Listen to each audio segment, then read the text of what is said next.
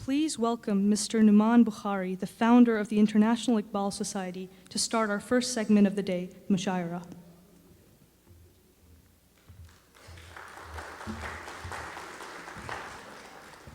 Assalamu alaikum, ladies and gentlemen. Assalamu alaikum, ladies and gentlemen. There we go. خواتین و حضرات، آپ سب کو خوش آمدید کہتے ہیں 14 اگست کے اس پروگرام پہ۔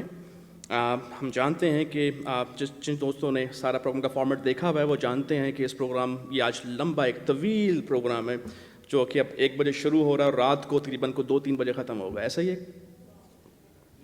ہی ہے تقریباً۔ چلیں 10 بجے بھی ختم ہو جائے تو پھر بھی کافی لمبا پروگرام ہے۔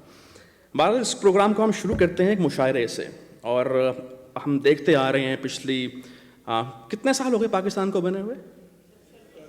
تقریباً 70 سال۔ اگر ہم انڈیپینڈنس ڈے سیلیبریٹ کر رہے ہیں تو 70 سال، اگر انڈیپینڈنس ڈے کی اینیورسری کو سیلیبریٹ کر رہے ہیں تو 69 ایئرس۔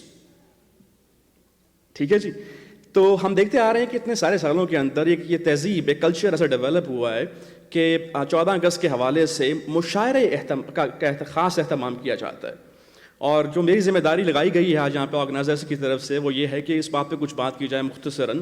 مجھے 5 منٹ دیے گئے ہیں۔ ایک جو پریزیڈنٹ تھے ان سے کہا گیا کہ آپ کو 5 منٹ کی بات کرنے کے لیے تیاری کرنے کے لیے کتنا وقت چاہیے، تو انہوں نے کہا تھا کہ میرے پاس 5 وقت کی تقریر کو تیار کرنے کے لیے بالکل وقت نہیں ہے، لیکن اگر آپ مجھے گھنٹے کا موقع دیں تو میں ابھی تقریر کر سکتا ہوں۔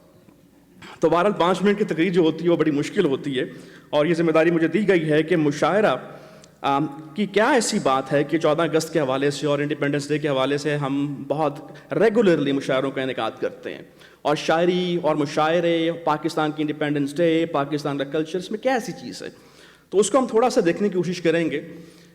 جب ہم پیچھے دیکھتے ہیں کہ جو ہمارے فاؤنڈنگ فادرز ہیں 2-3 جو بہت پرومیننٹ فگرز ہمارے سامنے آتے ہیں، اس کے اندر ایک سر سید احمد خان ہیں، علامہ اقبال ہیں، اس کے علاوہ پھر ہمارے پاس قائد اعظم ہیں۔ سر سید ایک بات کہا کرتے تھے، وہ کہتے تھے کہ اگر جب روز قیامت میں خدا کے حضور، خدا کی بارگاہ میں پیش کیا جاؤں گا اور خدا مجھ سے پوچھے گا کہ سر سید کیا لے کر آئے، تو میرا جواب ہوگا کہ میں حال ہی سے مسدس لکھوا کے لایا ہوں۔ تو یہ ایک بہت بڑی چیز ہے کہ سر سید کی بھی جو تحریک تھی ایجوکیشنل کی اور سب کچھ 1901 کے اندر جب آل انڈیا مسلم کونسل بنائی سر سید نے وہاں پہ، جو کہ ایک نان پولیٹیکل پارٹی تھی تب تک تو، لیکن اس کے اندر بھی جتنی سپورٹ سر سید کو حاصل ہوئی اس کے اندر حالی کا بہت بڑا حصہ ہے۔ پستی کا ہماری کیا تھا وہ شعر حالی کا جو مسدس کے اندر آتا ہے کہ مانے نہ کوئی مد ہے ہر جزر کے بعد، پستی کا ہمارے جو حد سے گزر نہ دیکھے۔ یہ ہماری شعری روایات ہیں اس زمانے کے اندر، اور شعراء نے ہماری ہر موقع کے اوپر، ہر لمحے کے اوپر ہماری قوم کی، ہماری ملت کی، ہمارے افواج پاکستان کی، ہماری پولیٹیشنز کی، ہمارے عام لوگوں کی نمائندگی کی ہے، اور ہر سطح کے اوپر کی ہے۔ ہم دیکھتے ہیں کیسے کی ہے۔ علامہ اقبال بانگ درا کے اندر جو ان کی پہلی تصنیف ہے، اس کے اندر بہت ابتدائیہ جو شاعری علامہ اقبال کی ہے، اس کے اندر ان کی ایک نظم ہے چھوٹی سی، اس کا نام ہے شاعر۔ اس کے اندر علامہ اقبال کہتے ہیں کہ قوم گویا جسم ہے، قوم گویا جسم ہے، افراد ہیں اعضائے قوم، قوم گویا جسم ہے، افراد ہیں اعضائے قوم، سنت و حرفت کے رہپیماں ہیں دست و پائے قوم، محفل نظم حکومت چہرائے زیبائے قوم، محفل نظم حکومت چہرائے زیبائے قوم، اور شاعر رنگی نوا ہے دیدائے بینائے قوم، شاعر رنگی نوا ہے دیدائے بینائے قوم، مبتلائے درد کوئی عضو ہو روتی ہے آنکھ، مبتلائے درد کوئی عضو ہو روتی ہے آنکھ، کس قدر ہم درد سارے جسم کی ہوتی ہے آنکھ۔ تو یہ ہمارے شاعر ہیں کہ جو ایک دیدائے بینائے قوم کا ایک رول ادا کرتے ہیں، اور ہم دیکھتے ہیں کہ مسلسل کرتے ہوئے آئے ہیں۔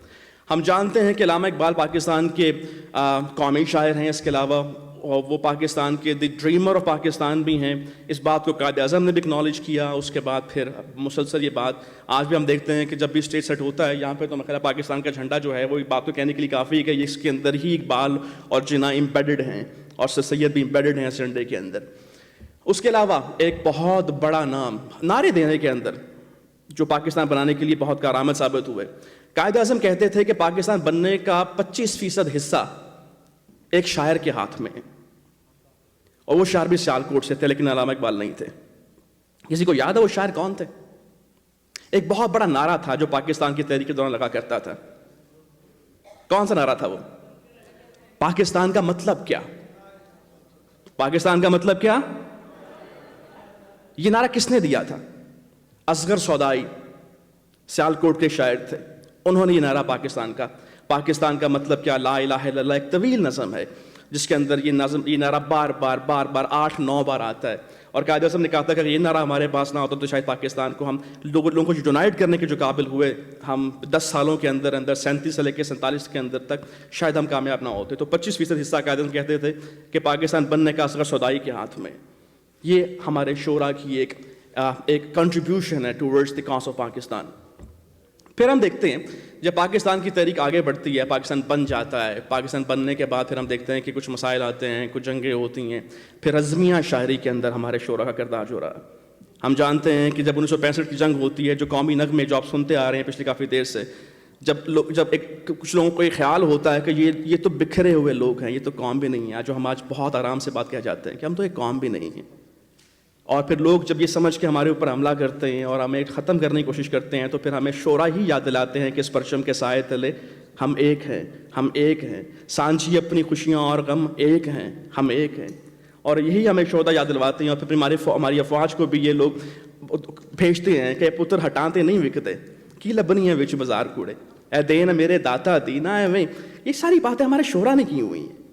اس کے بعد یہی شعراء ہیں کہ جو صبح اٹھتے ہیں 14 اگست کی اسی ایک شام کے اندر، اور وہ دیکھتے ہیں کہ پاکستان آج وہاں نہیں پہنچا جہاں پہ اس کو جانا چاہیے تھا. تو وہ کہتے ہیں کہ یہ داغ اجالا، یہ شب گزیدہ سحر، وہ انتظار تھا جس کا، یہ وہ سحر تو نہیں، یہ وہ سحر تو نہیں جس کی آرزو لے کر چلے تھے یار کہ مل جائے گی کہیں نہ کہیں. فلک کے دشت میں تاروں کی آخری منزل کہیں تو ہوگا، شب سست موج کا ساحل کہیں تو جا کے تھمے گا سفینہ غم دل. یہ بھی فیض تھے جو اس وقت آ کے پھر ہمارا توجہ دلواتے ہیں اس بات کی طرف کہ نہیں، ابھی وہ منزل مقصود ہم نے جس کے لیے ہم نے سفر شروع کیا تھا وہ ابھی تک حاصل نہیں ہوئی ہمیں. ابھی ہمیں چلنا ہے اور چلتے چلے جانا ہے. یہ بھی ہمارے شعراء کا کردار ہے. یہ شعراء صرف اگین رزمیہ شاعری یا ملی شاعری کی شاعر نہیں ہیں.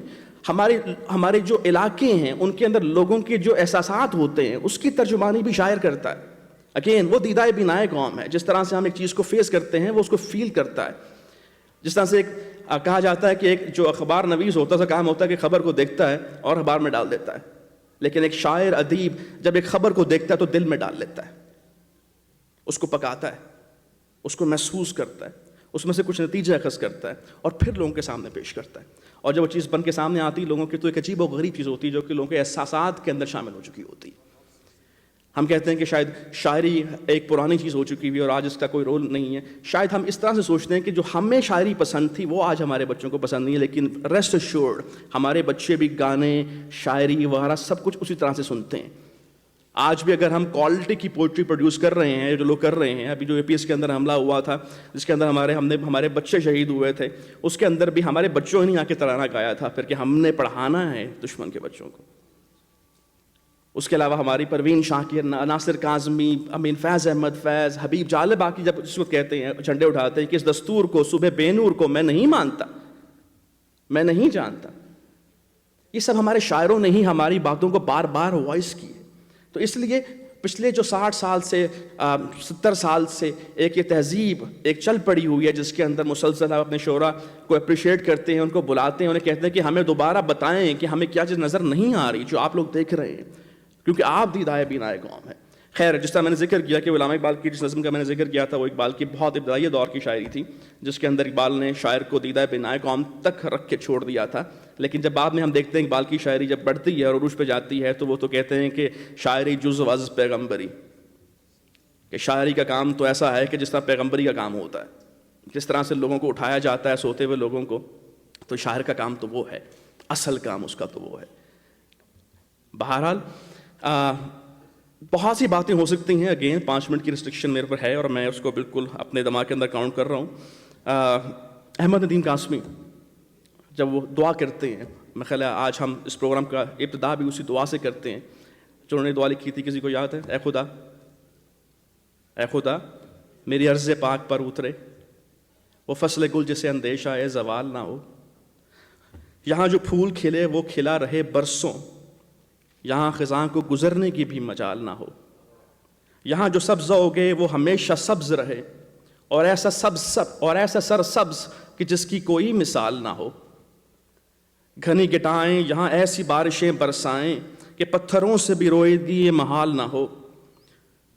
ہر ایک فرد ہو تہذیب و فن کا اوج کمال، ہر ایک فرد ہو تہذیب و فن کا اوج کمال، کوئی ملول نہ ہو، کوئی خستہ حال نہ ہو، اور خدا کرے کہ میری عرض پاک پر اترے وہ فصل کل جسے اندیشہ زوال نہ ہو۔ آخر میں ختم کرتے ہیں ایک یقین کے ساتھ کہ جب اپنا قافلہ عزم و یقین سے نکلے گا، جب اپنا قافلہ عزم و یقین سے نکلے گا، جہاں سے چاہیں گے چشمہ وہیں سے نکلے گا۔ جب اپنا قافلہ عزم و یقین سے نکلے گا، جہاں سے چاہیں گے چشمہ وہیں سے نکلے گا۔ میرے وطن مجھے ایڑیاں رگڑنے دے، میرے وطن مجھے ایڑیاں رگڑنے دے، مجھے یقین ہے کہ چشمہ یہیں سے نکلے گا۔ آپ سب کی سماعتوں کا بہت شکریہ۔